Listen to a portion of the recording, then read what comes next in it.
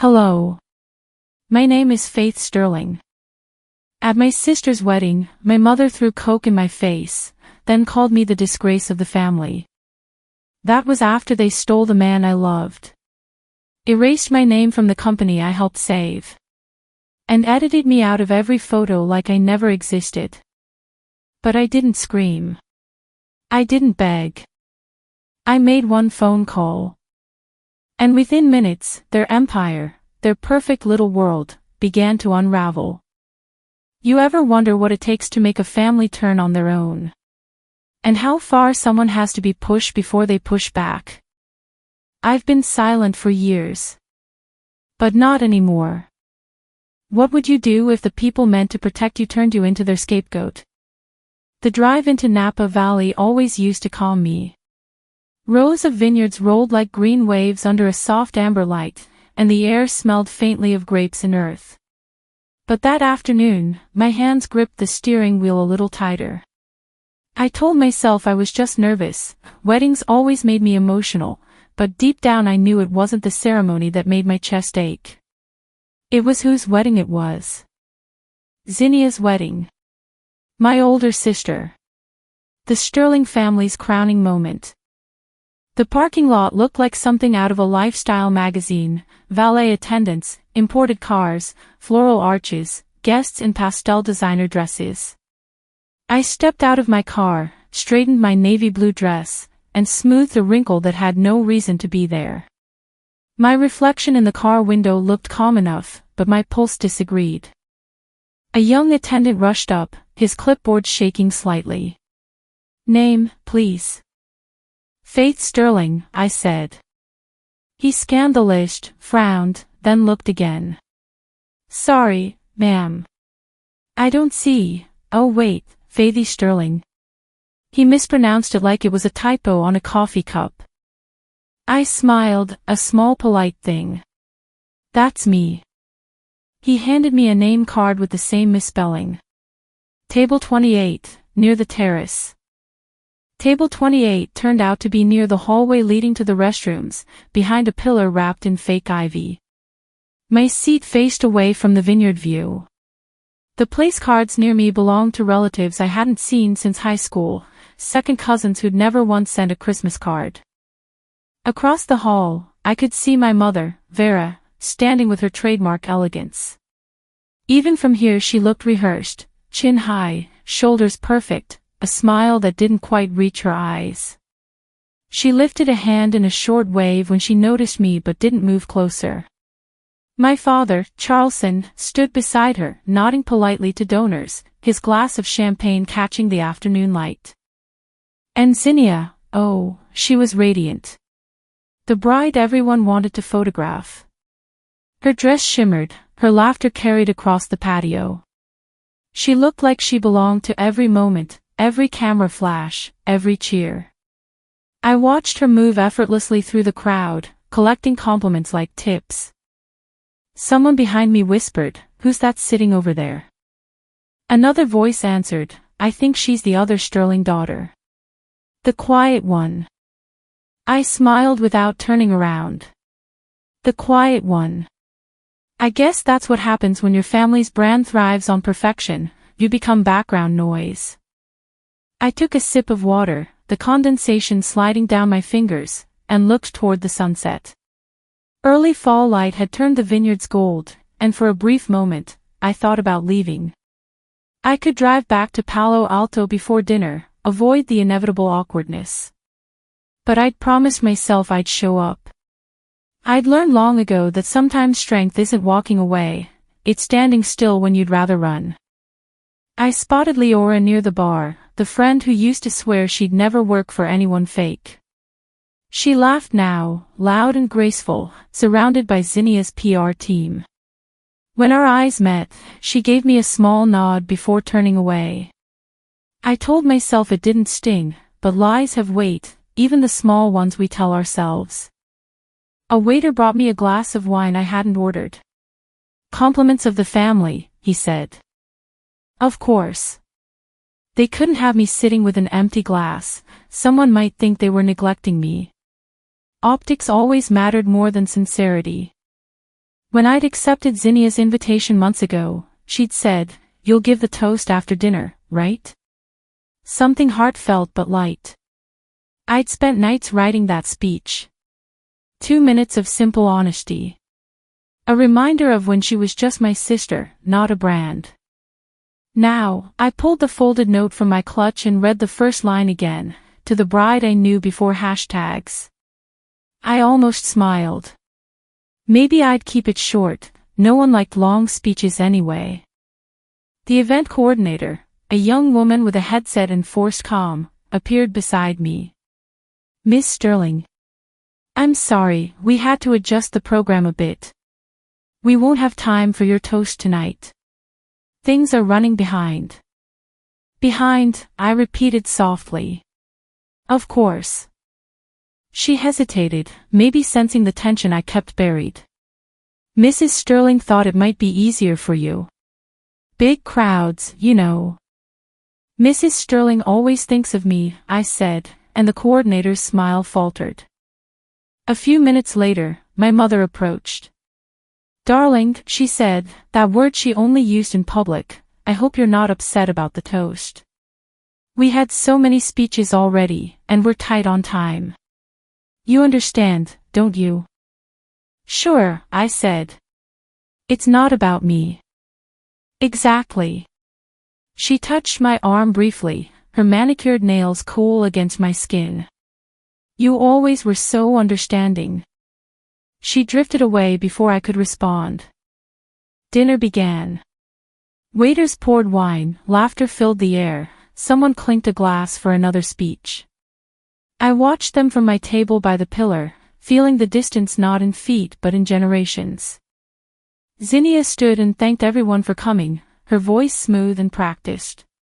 "Family is everything," she said. "We couldn't do this without you."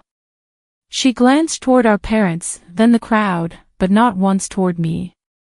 I looked down at my plate, salmon glazed perfectly, untouched. The chatter around me blurred into a hum. I thought about all the years I tried to earn a seat closer to their table. All the times I'd swallowed pride to keep peace. When I finally looked up, Zinnia was posing for photographs again, Vera laughing beside her, Charleston raising his glass to another guest. It was like watching a play where everyone knew their lines except me. I stood, walked toward the terrace doors, and stepped outside. The evening breeze carried the scent of grapes and candle wax. The sun was gone, but the sky held a faint trace of gold. I leaned on the railing, closed my eyes, and breathed in. Through the glass behind me, I heard my mother's laugh, sharp, rehearsed, unmistakable. My sister's name echoed in every compliment, every toast, every click of a camera. I slipped the folded speech from my clutch again, smoothed the creases, and read it quietly to myself. To the bride I knew before hashtags, who shared her clothes, her secrets, her half of the blanket when we were kids.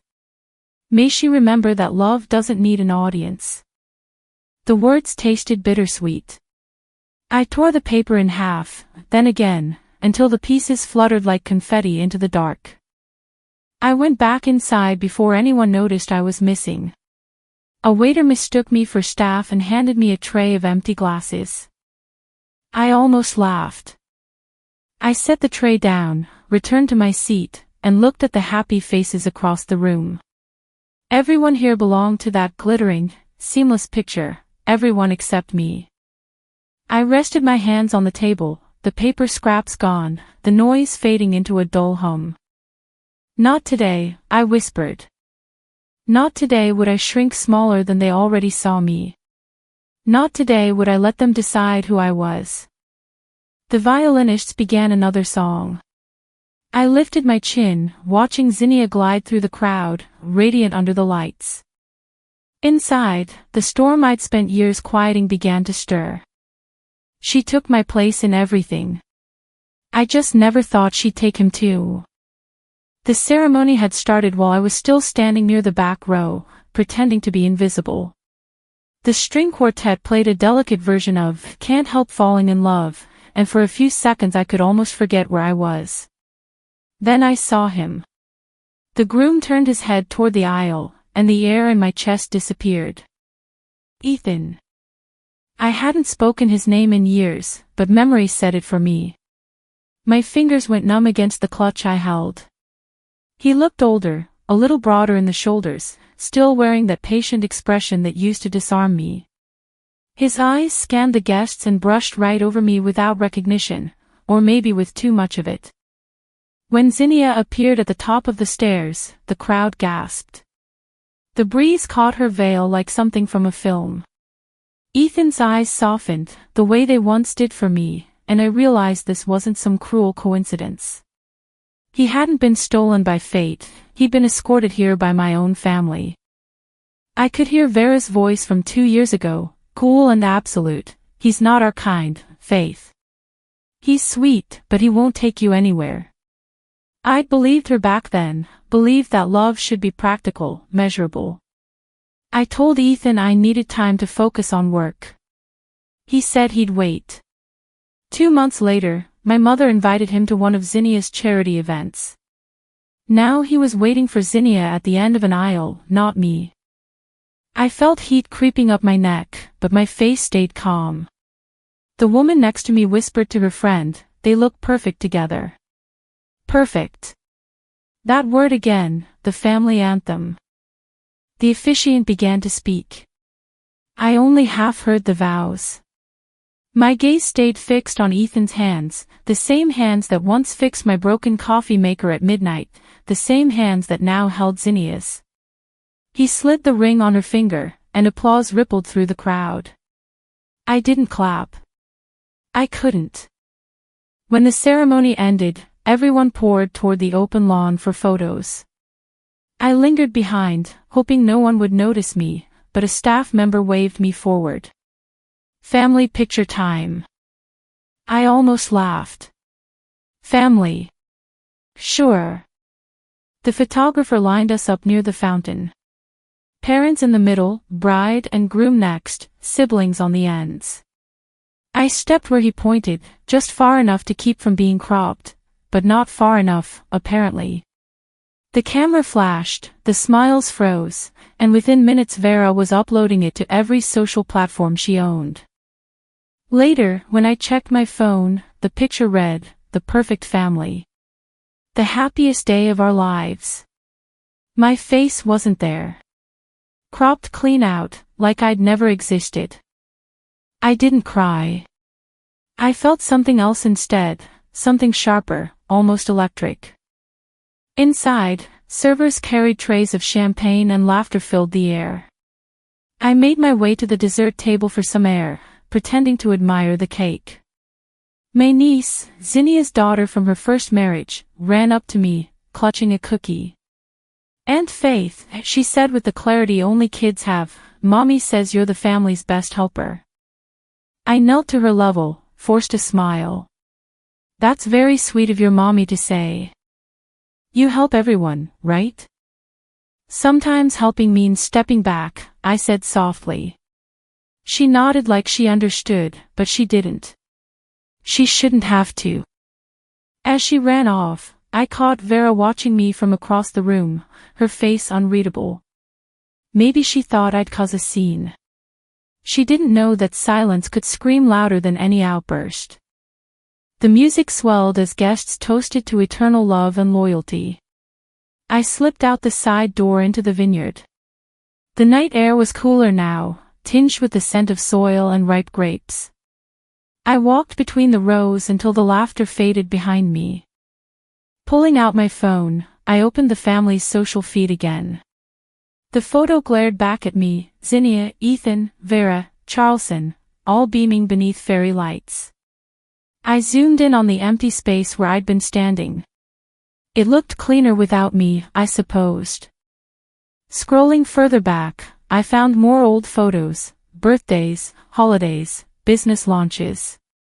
My face was always at the edge or missing entirely. It hit me like a quiet truth I'd refused to say out loud. I was never supposed to be seen. Only used.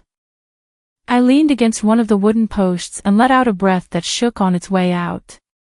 Somewhere inside, a new toast began, the crowd laughing at some joke Zinnia made. I deleted the photo app and let the screen go dark. For a long time, I stood there, letting the night settle around me. Crickets started their chorus, and the wind rustled through the vines. I wasn't sure if I felt anger or freedom, or maybe both. When I finally walked back toward the venue, most guests were dancing. The light strung overhead looked almost too bright, too artificial. I caught my reflection in one of the windows, dress slightly wrinkled, hair falling loose, eyes tired but steady. At the entrance, Leora appeared again, clipboard in hand, pretending to check something. "Hey, Faith," she said cautiously. "Everything okay?" "Everything's perfect," I said, and for the first time that day, the word didn't sound fake when it came out of my mouth. She gave a quick, nervous laugh. "You sure? You kind of disappeared for a while." "I'm used to that." As I moved past her, my phone buzzed. An alert from a social account I didn't recognize, anonymous. The message read, "I saw what they did. You don't deserve that." I stared at it for a moment, unsure whether to feel comforted or exposed. I put the phone away, choosing not to reply. Whoever it was, they'd seen enough. I returned to my seat, took another sip of wine, and watched Zinnia and Ethan share their first dance. The crowd swayed with them, hypnotized by the glow of love and money. Maybe I should have stayed in Palo Alto, I thought. Maybe peace was worth more than proving I still belonged. But another thought followed, steady and dangerous. Belonging should never require erasing yourself.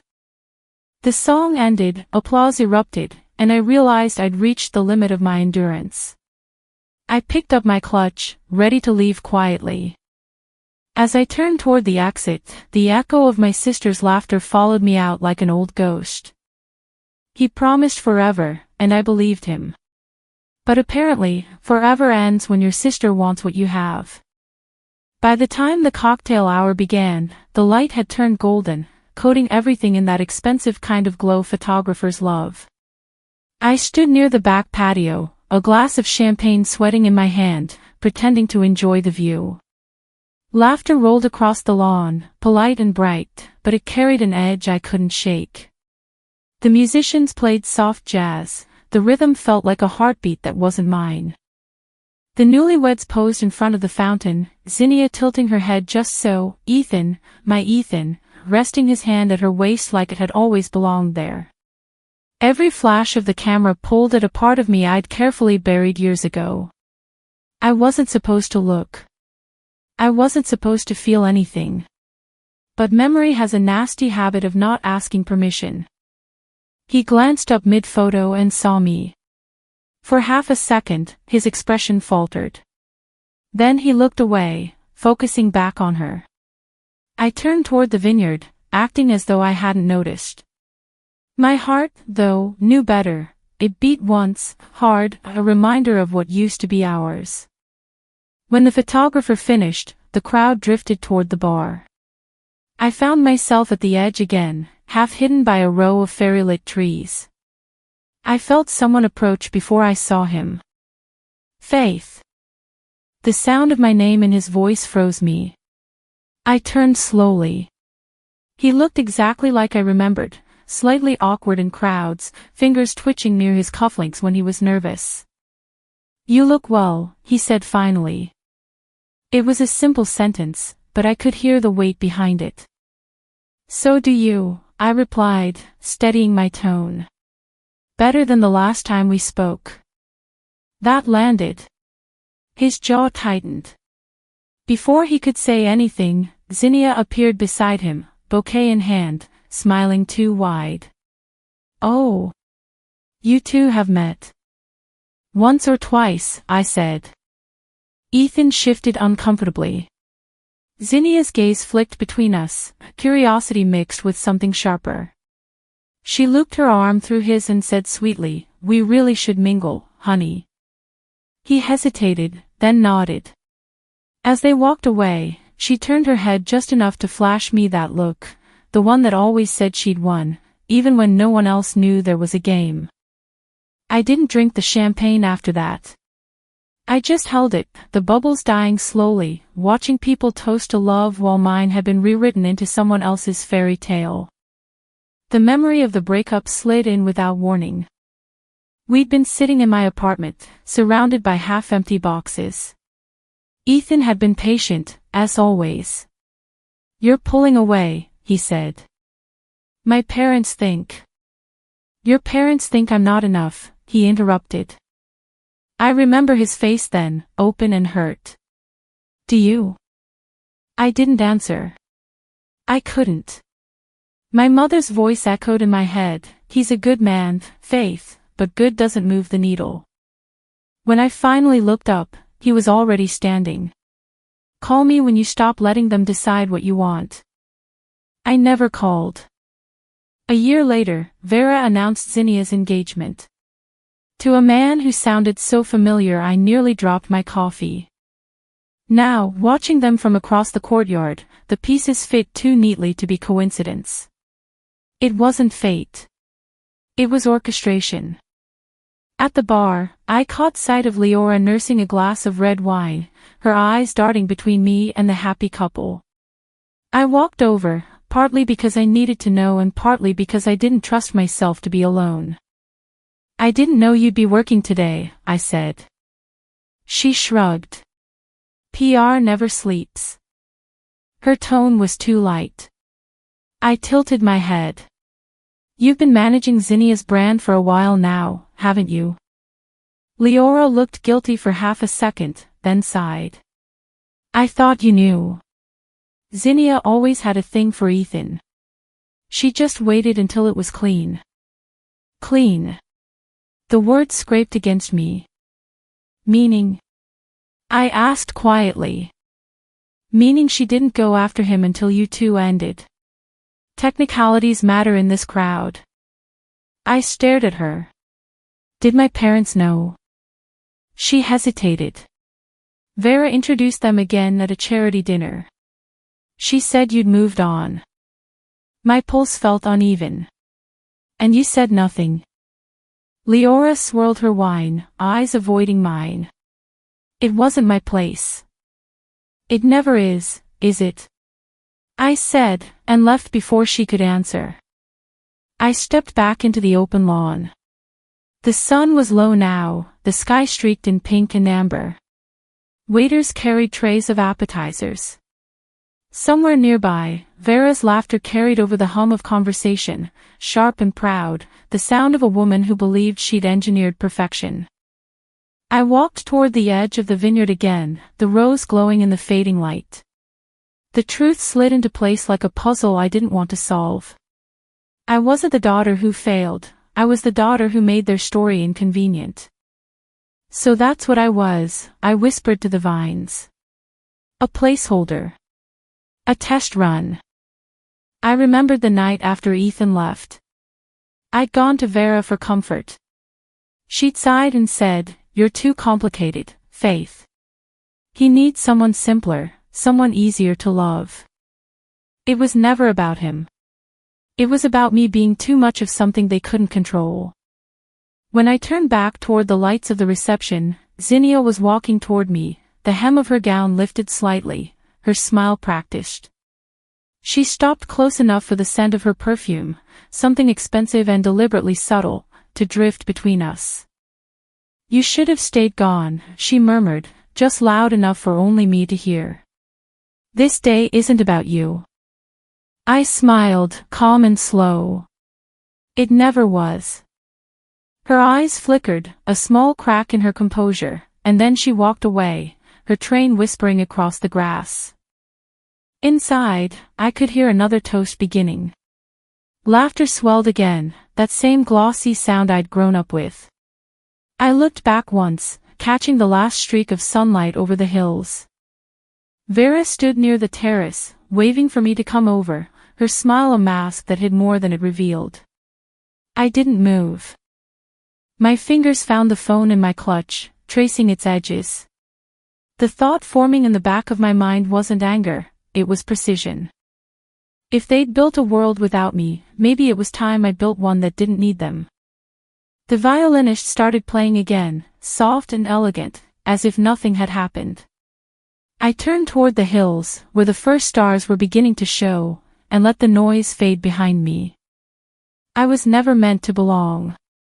I was only meant to behave. The music dimmed as cocktail hour bled into dinner prep. Soft light from overhead chandeliers filtered into the private lounge off the ballroom, casting a golden sheen that didn't match the chill in the air. I slipped inside to escape the noise and the increasingly suffocating atmosphere. My heels clicked softly against the polished floor as I walked past the buffet staging area, now cleared for the formal seating. I wasn't seated with the family, of course. That table was reserved for the image they were protecting, the curated circle of influence and photogenic perfection. My assigned seat was closer to the far wall, strategically placed behind a pillar where no camera would accidentally find me in the background. I needed a moment to think. Leora was already there, seated on a velvet settee with a glass of Pinot Noir in one hand and her phone in the other. She looked up when I entered, her face painted with a smile that didn't touch her eyes. "You made it through the ceremony. That's something." I didn't respond. Just eased myself onto the adjacent chair and let the silence hang. She sipped her wine and tilted her head toward me. "You look tired." "I'd be surprised if I didn't," I said, not looking at her.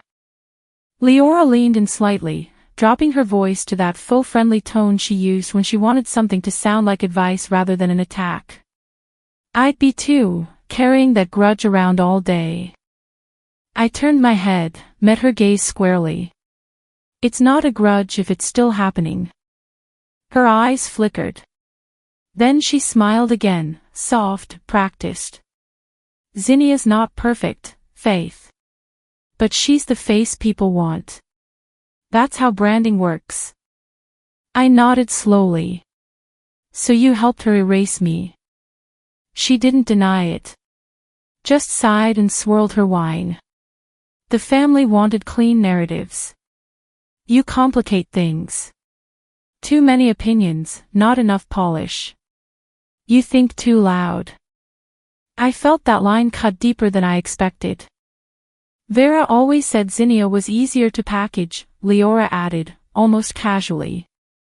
"She's digestible. Relatable. Marketable. You read like a warning label." I didn't flinch. I wasn't going to give her that. "No," I said quietly. "I read like the truth." She looked away. "The truth makes people uncomfortable, Faith. You know that better than anyone." We sat in silence for a moment. The kind of silence that follows betrayal, not conversation. I stood up. My fingers brushed the edge of my phone tucked inside my clutch. Just touching it brought a strange clarity. I imagined what it would feel like to press that one number, just one word spoken aloud, and watch everything they'd built start to shake.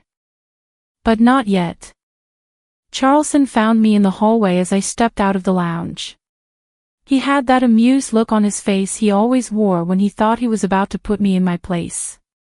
"Enjoying the show?" he asked, slipping his hands into his pockets. I didn't even pretend to smile. "The irony is loud." He chuckled. "You always did have a flair for the dramatic." I tilted my head, mimicking his patronizing tone. "It's only dramatic when the silence ends." His smile faded slightly, but he said nothing more. Just walked past me with the same cool detachment he used on underperforming executives. I kept walking until I felt a familiar hand wrap around my arm. Vera. She was all elegance and entitlement, hair pinned to perfection, champagne flute balanced between manicured fingers. "Darling," she said, lips tight, "we're about to seat for dinner. Don't cause any tension tonight." Her words were sugar-laced venom. "You're lucky to be here," she added, lowering her voice, considering everything we forgave. I pulled my arm from hers, gently but with intent. What exactly did you forgive, Mom? That phase, she said with a small shrug, as if it were obvious. The rebellion, the public distancing, that little independent streak. I stared at her, stunned at how small she made something so big. I built a company, I said evenly. Yes, she replied. But not one that made people feel good. Not like Zinnia's does. You lead with tension, not comfort. That's not how families are built. I let out a soft breath. No, that's how illusions are built. She blinked, her mouth opening for another rebuttal, but the violinists began to play again, calling guests back to the ballroom. The air around us shifted. Staff began to guide people toward their tables. I stood in place, watching the crowd reassemble, watching Zinnia at the center of everything, laughing, glowing, untouched. Vera turned to go, but not before placing her fingers on my arm once more, light but possessive. Please don't make this about you. I stepped back. It never was. She walked away, not looking back. I remained there, rooted between the hallway and the ballroom, watching it all with clear eyes.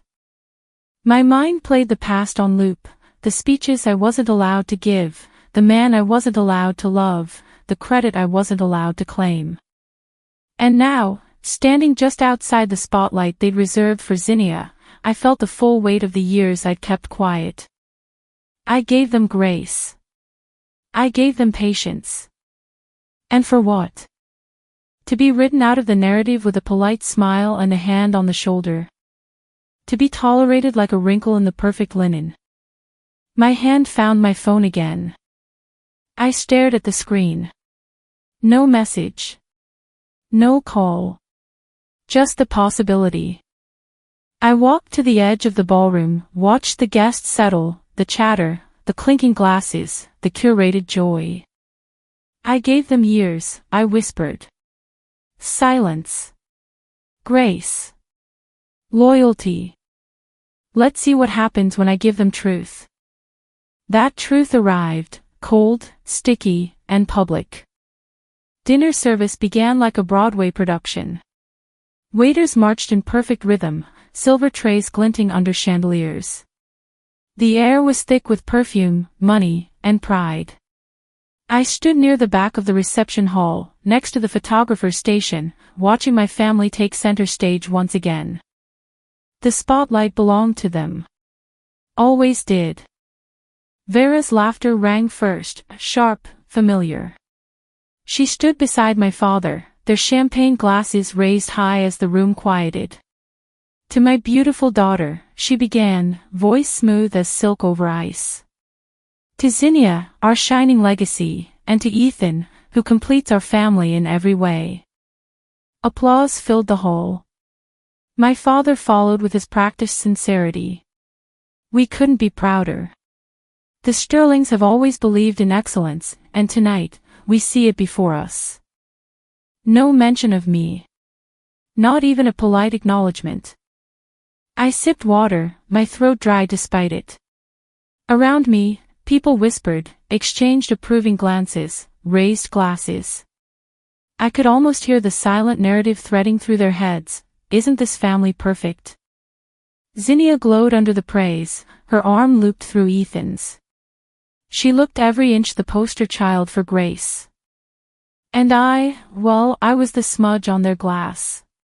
The one they kept wiping away, pretending it wasn't there. When the final toast ended, applause erupted again. The MC announced, if anyone else would like to say a few words to the couple, now's the perfect moment. I stepped forward. Slowly. It wasn't impulse, it was instinct. I wasn't going to make a scene.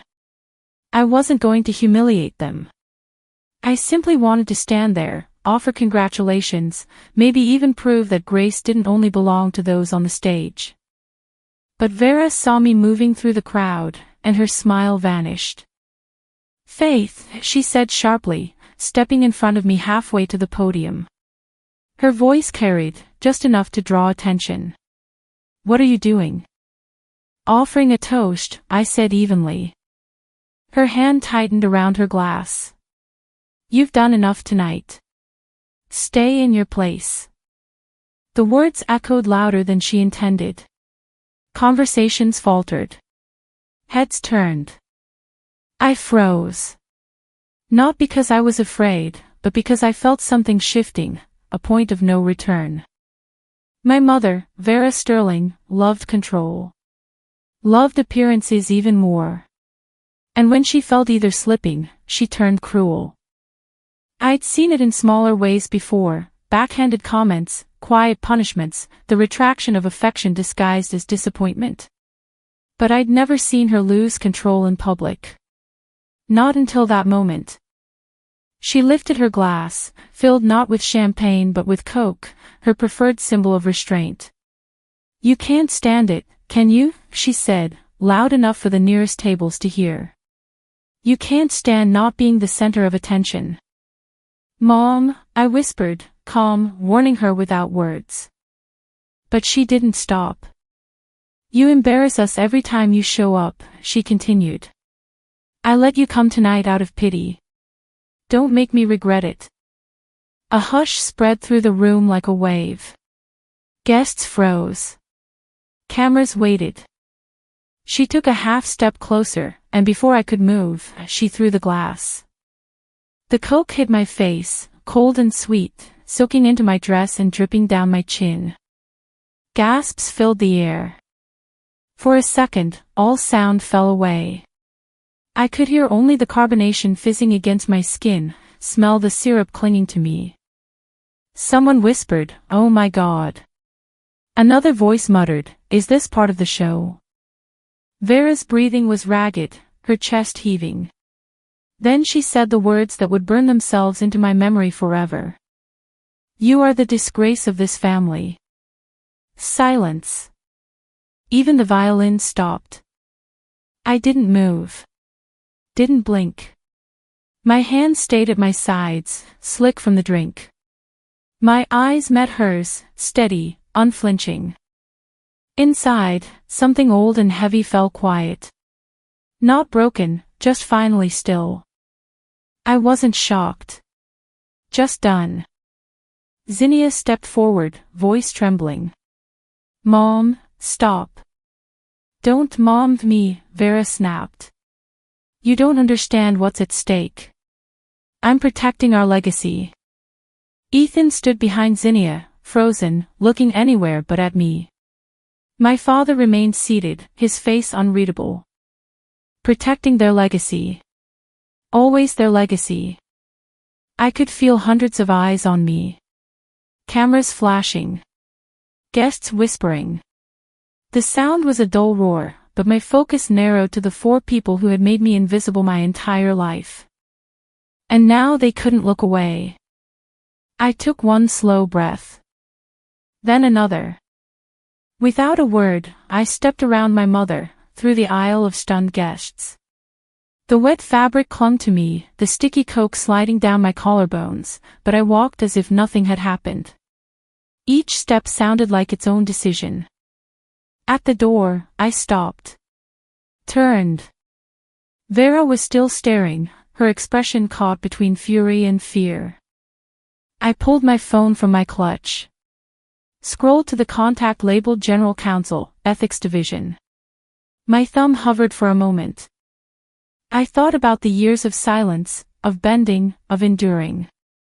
I thought about every whispered insult passed off as advice. Then I pressed call. The phone rang once. Twice. When the voice answered, I said just one word, proceed. And that was it.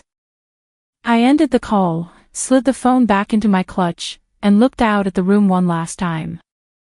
People had begun murmuring again, but no one moved to stop me. Zinnia stared at me with something like panic, or maybe realization. Ethan couldn't meet my eyes. My father sat frozen, phone already in his hand. I walked out slowly, Coke dripping from my chin onto the marble floor, each drop marking the trail I was finally leaving behind. The night air outside was cooler, quieter. Crickets hummed somewhere in the dark, indifferent to what had just imploded behind those doors. I inhaled deeply. For the first time all day, the air didn't hurt. Inside, they were probably scrambling to repair the image, to wipe the stain from their perfect picture. But some stains never come out. And I wasn't the one wearing it anymore. The music inside kept playing. But the ground underneath them had already cracked. I sat behind the wheel of my car, parked under a crooked olive tree just past the valet circle, still dripping with sticky humiliation. The Coke had dried in uneven patches along my dress, leaving a faint sheen across my chest and arms. I hadn't moved for at least 5 minutes. The wedding sounds, violins, laughter, clinking glasses, kept echoing from the ballroom like nothing had happened. But everything had. I could feel it shifting already. That slow, invisible kind of destruction. I peeled the damp fabric from my collarbone and rolled the window halfway down. Cool air drifted in, carrying with it the smell of vineyard dust and dying light. The phone lay in my lap. Silent. I didn't need it to ring. The damage had been set in motion the second I said the word. Proceed. There was a strange kind of peace that came with it, like the quiet after a gunshot, when no one knows who's been hit yet, only that someone has. I looked down at the coke-stained bodice of my dress and let out a breath that almost sounded like a laugh. 5 years ago, I'd sat across from my father at the Sterling Capital headquarters, sleeves rolled up, eyes bloodshot from back-to-back meetings. The company was flailing, and they were too proud to ask for help. So I stepped in. Through a fund I'd co-founded, Impacted, I brokered a bridge loan from an educational tech coalition out of Austin. The money came with strings, of course, transparency, social impact, progressive hiring policies, but I negotiated the terms myself. My name was on every document. My pitch closed the deal. Charlson shook my hand in the boardroom, said he was proud of me. I believed him, if only for that moment. The next day, the company issued a press release crediting Zinnia Sterling's leadership and community alignment. I wasn't even footnoted. I remembered how my chest burned reading that release. Not because they'd lied, but because I hadn't been surprised. That was when I knew. If I ever wanted to protect what I built, I had to think ahead. So 2 years ago, when Sterling Capital renewed their engagement with my fund, I added one clause. Buried in the ethics section, tied to non-financial triggers. Any instance of public misconduct, including but not limited to defamation, discrimination, or verbal or physical acts of hostility, targeting board members, executive partners, or their immediate relatives, shall constitute immediate grounds for full termination of partnership. Charlson signed it without reading past page 12. Now, sitting in my car, I opened my email. The subject line from General Counsel was simple: executed. Inside, the attached statement.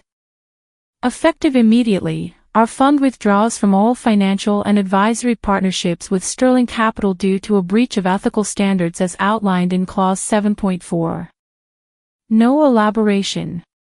No drama. Just the words. I forwarded the email to my PR director with the note.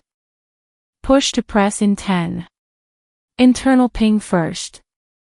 Then I made one final call, to Nina Park, my friend at BizPulse. She answered on the second ring. Faith. Hey. You might want to refresh your inbox. A pause. Then a quiet whistle. Damn. You finally did it. I didn't start this, I said. I just finished it. By the time I hung up, the first alerts were lighting up my screen. The Sterling name was trending. The headlines varied in tone, but not in message. Sterling deal implodes amid public incident at private wedding. $3.5B partnership nixed over ethics clause. Anonymous tip surfaces Sterling misconduct at gala event. Inside the venue, the temperature must have dropped. I imagined it clearly, Vera scanning her phone mid-toast, Charleston's forced smile faltering, Zinnia frantically whispering to her brand team. I didn't need to see it to know how it would go. A text pinged from my lawyer. Press release queued. Investor bulletin released to internal. External goes in 5. Then another from an old colleague I hadn't heard from in years. Tell me you have the full receipts. I'll help amplify. I didn't reply. Not yet. Instead, I reached into the back seat, pulled off my soaked jacket, and changed into the extra shirt I kept in the car, a habit I'd picked up from too many late-night meetings. I wiped under my eyes with a tissue, checked the mirror. My hair was flat, but my gaze had never looked sharper. I wasn't angry. I was focused. And I wasn't going to let them pretend this didn't happen. Another ping. This time from Charleston. I didn't open it. I already knew what it would say. Some attempt at walking back the incident. Probably couched in concern. Maybe a thinly veiled threat about optics, about legacy. But there was nothing left for him to threaten. They built their brand on perfection.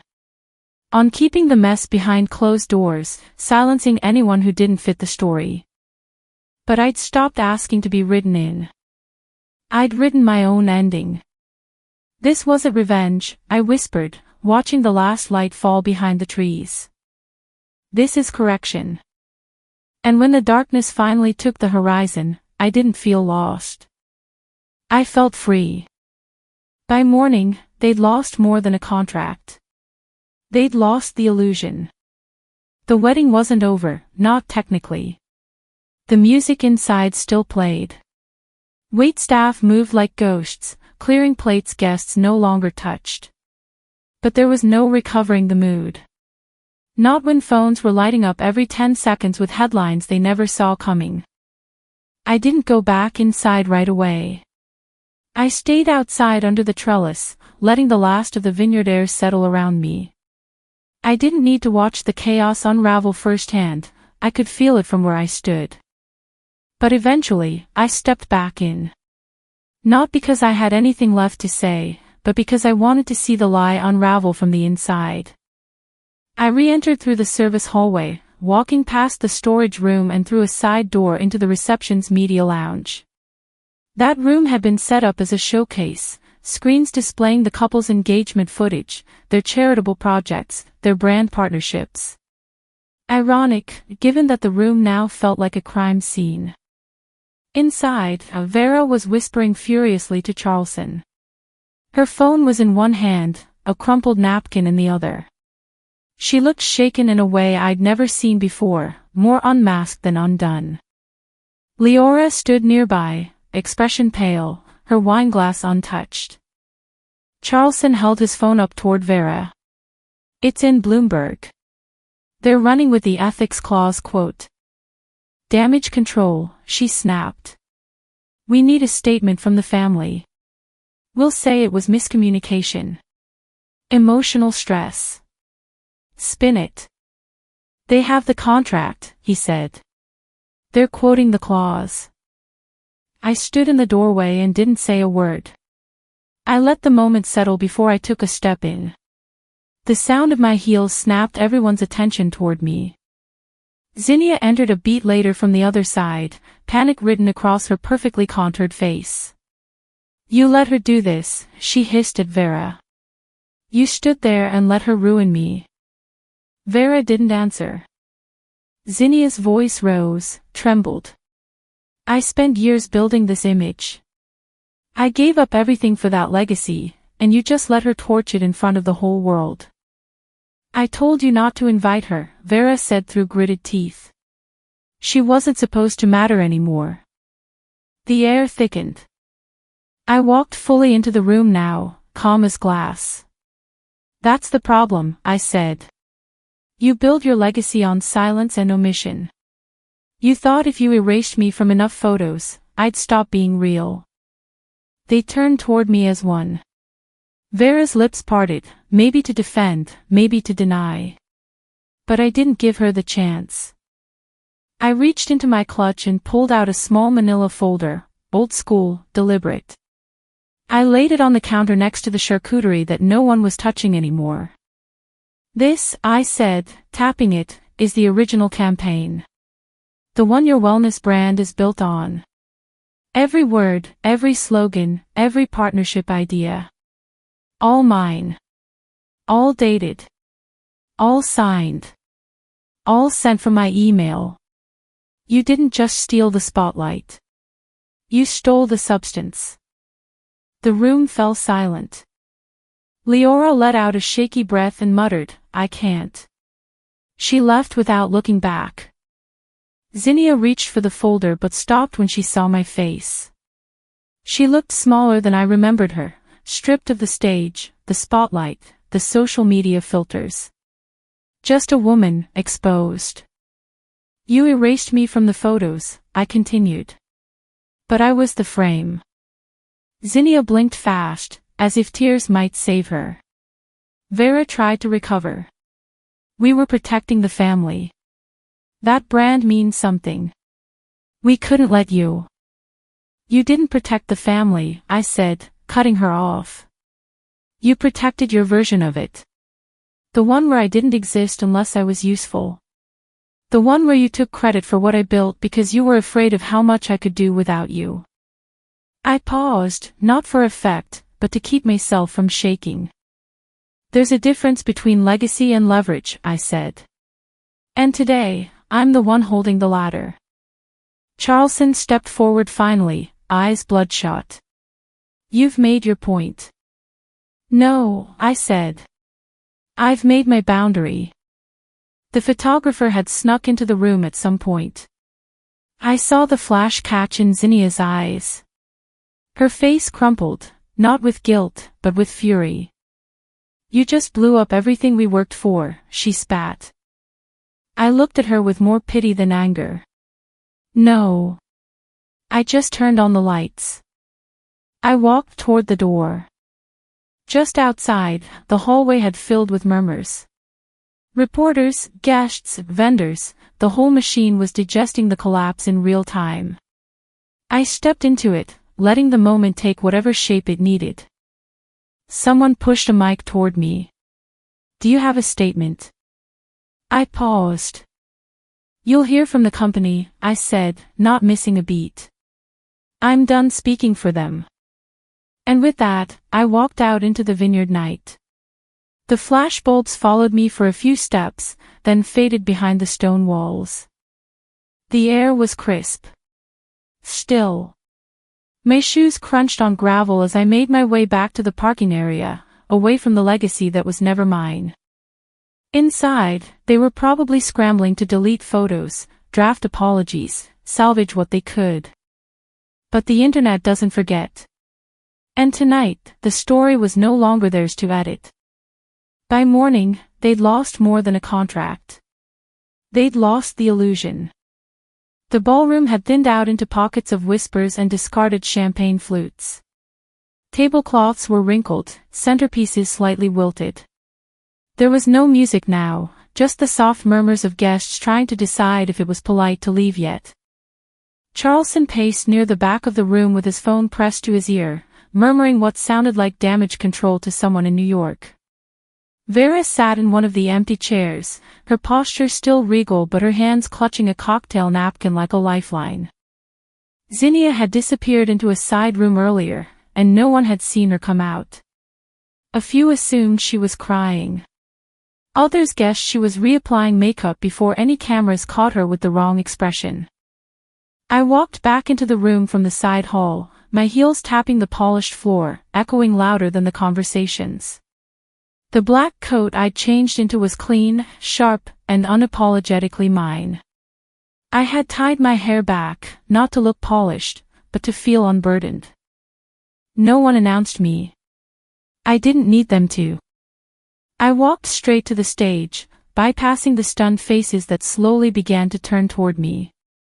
No spotlight. No microphone. Just me. My voice. My truth. I took my place in the center, looked out over the half-empty room, and began. Some of you knew me as the daughter who disappeared, I said, letting the silence fall back around my words. I didn't disappear. I was pushed out. People shifted in their chairs. Vera's fingers twitched. Charleston stopped pacing. When I left this family, it wasn't because I wanted revenge. I left because I wanted peace. But peace doesn't grow where silence is weaponized. The few remaining guests, those who hadn't been glued to their phones, now leaned in. This wasn't part of the program, and they knew it. You built a legacy on the image of perfection.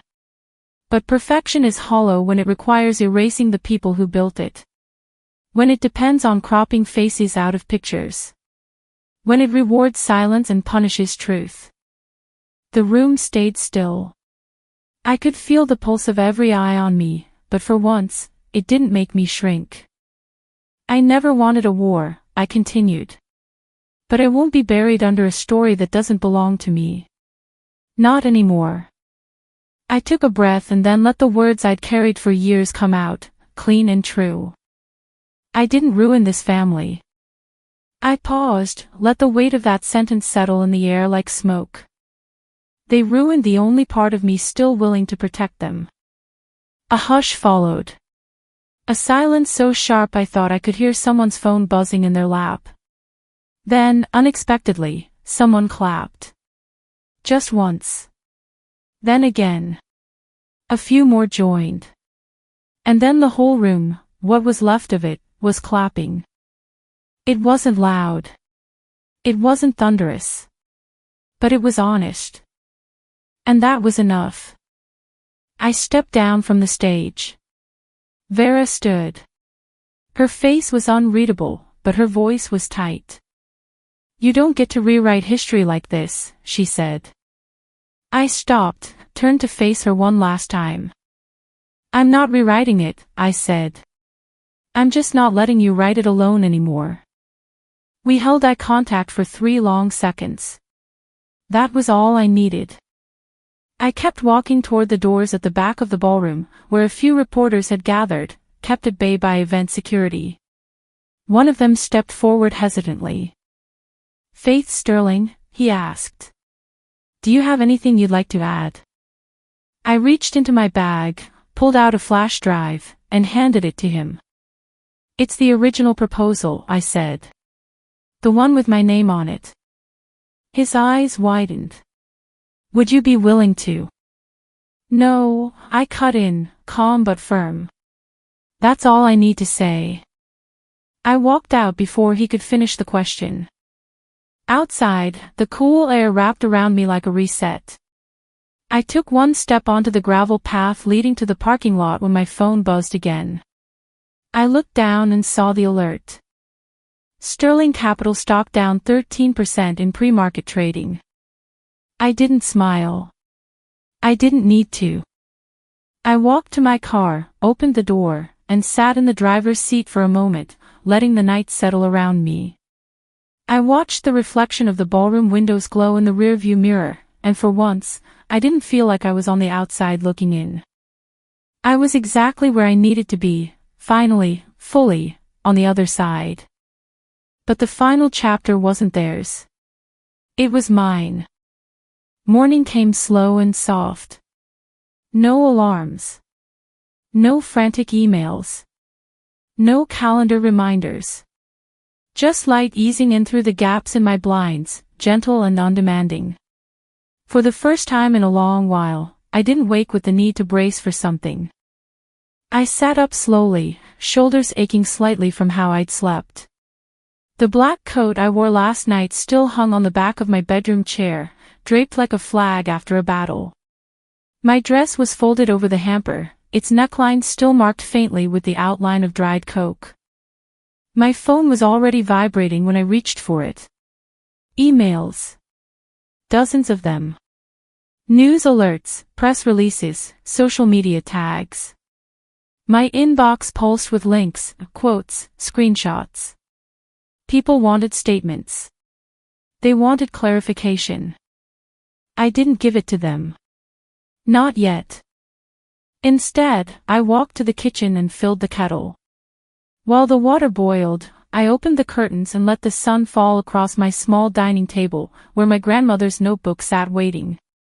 A knock at the door startled me slightly. It was early for company. I padded over barefoot, already suspecting it wasn't anyone I knew well. On the mat was a small padded envelope. No return address. I brought it inside and opened it carefully. Inside was a child's drawing, crumpled slightly, colored with wide, unsteady lines. A heart in the middle. My hero Aunt Faith, it read in crooked crayon lettering. I knew that handwriting. Milo. Zinnia's youngest. The only one in that entire building last night who had looked at me like I mattered. Tears stung my eyes before I could stop them. Real ones. Not from anger or frustration, but from something softer. Something I thought I'd burned away long ago. Underneath the drawing was a note written in a childish scrawl. Mom said I couldn't give you this, but I want you to have it. Love, Milo. I sat down on the kitchen floor, back against the cabinet, and let myself cry. I didn't cry for the wedding. Not for the coke. Not for the years I'd been invisible. I cried because someone small and pure had seen me when no one else would. After a few minutes, I stood up, folded the drawing gently, and slipped it into my grandmother's notebook. I opened it to the worn page near the back. The one Narina had written during a summer when I was 16 and ready to run away from it all. You are not a footnote in their story, it read in her thin, elegant handwriting. You are your own chapter. I kissed the page and closed the book. She'd known. Even then. I brewed my tea, sat on the couch, and stared out at the quiet street below. A new message pinged on my phone. This one wasn't from media or colleagues. It was from a name I barely remembered, Helen Faulkner. An old friend of my mother's. The kind of woman who used to whisper, "Your daughter's very intense," after PTA meetings. I opened the message. Faith. I owe you an apology. I once told your mother you were too serious for your own good. I see now you were just surrounded by clowns. Stay steady. We're watching, and many of us are rooting for you. I didn't laugh. But I smiled. Not out of spite. Not because someone finally agreed with me. Because I felt seen. Later that afternoon, I sat at my desk and opened a fresh page in my journal.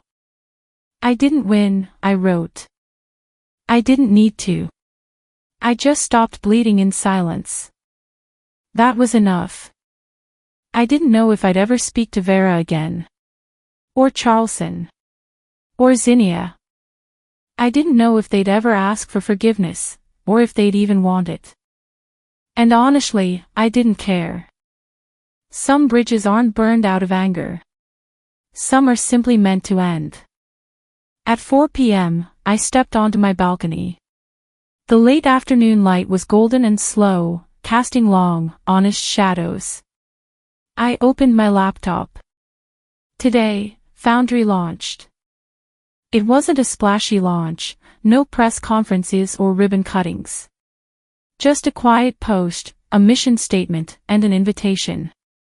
We build tables, it read, not wait for seats. And beneath it. For those who were never invited, but came anyway. I hit publish. A breeze moved through the trees, brushing my skin like Narina's hand once did when I was small. The kind of touch that said, "You're safe now." I leaned back in the chair, a mug of warm tea in my hands, and finally, exhaled. I wasn't the disgrace of the family. I was the one who finally told the truth. Sometimes, the loudest victories come from the quietest voices. This wasn't a story about revenge, it was about reclaiming truth, identity, and dignity in a family that tried to erase one of their own. So here's the question: what would you do if your silence was the only thing keeping others comfortable? Drop your thoughts in the comments, we read every one. And if this story struck something in you, don't forget to